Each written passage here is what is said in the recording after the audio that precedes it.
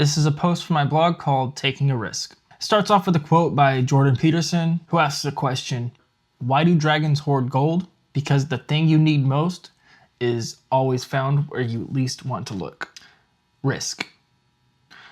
Risk is a part of life. It comes in various forms and causes fear. When risk presents itself as a threat against life, the fear is valid. In our modern lives, risks and the fear that they cause are experienced but are often not life-threatening. The fear of failure, coming from the risk of an aspiration, can feel overwhelming, but it's not life-threatening. But when treated as such, fear can stop us in our tracks, leading us to never take the risk required to live our desired lives. Playing it safe. Risk is unavoidable. Though when we seek risk and freeze up due to fear, we paradoxically offer ourselves to the risk of never achieving what lies on the other side.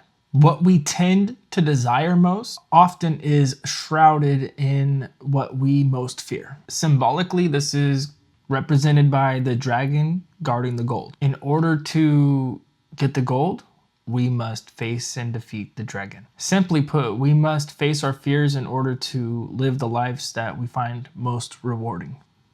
How to manage risk. Assuming the reward or our desire is worth taking that risk, let's talk about how we do so. We begin with assessment, an honest look at ourselves, where we are and where we want to be. What will it take to get there? We need honesty because this is where we recognize a lack in our own skills or resources, and that can make the risk seem even more frightening. We need honesty because we have to take a look at our skills and resources, and if we lack in either one of those, it can make the risk seem more frightening. But assessment alone won't get us far. Risk and the fear it brings is good at keeping us where we are. And overanalyzing can even increase the fear more than what we started out with. As soon as we've identified where the lack is, we've got to take action as soon as we've identified where we're lacking to bridge the gap between ourselves and our desires. We do this by developing skills and utilizing resources.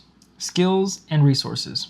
Skills and resources are keys to managing risk. Imagine a tightrope going across a canyon. You're on one side and on the other side is the fulfilling life that you want to live. Looking down into the canyon can be terrifying, especially when you know you're walking across that tightrope. Through correct assessment, however, we can learn to lift our eyes. Seeing that our desired state on the other side of the canyon is connected to our current state by a tightrope, which is the resource. And by seeing this connection, it becomes obvious in order to cross the canyon, we need to develop the skill of walking the tightrope.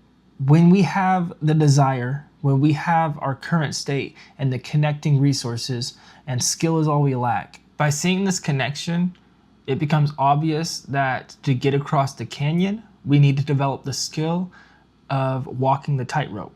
The gap is not shorter, the canyon is just as deep, but we become more capable.